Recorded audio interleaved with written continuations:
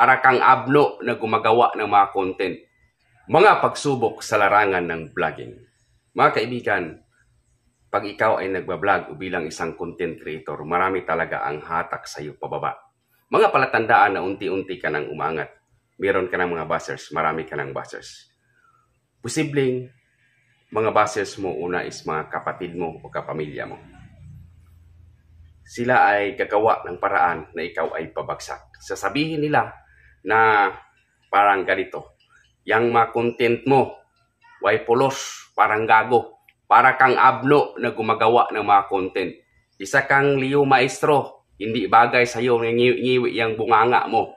So yan ang mga palatandaan na hinahatak ka na nila pababa. Instead na tulungan kanila, tinitira kanila sa public. Yan ang mga buzzers, guys. Yan ang palatandaan na unti-unti ka nang umangat. Ang masabi ko lang, mga kaibigan, mga content creator, pag nangyari sa inyo ito, huwag kayong magalit. Huwag kayong magtanto. So, sa halip, ipagpatuloy nyo ang pag-vlogging. Sundin nyo ang nasa puso nyo. Ano man ang objectives nyo, so lahat naman tayo mga content creator, ang objective natin ay aangat. Kasi para pagdating ng panahon, makatulong tayo.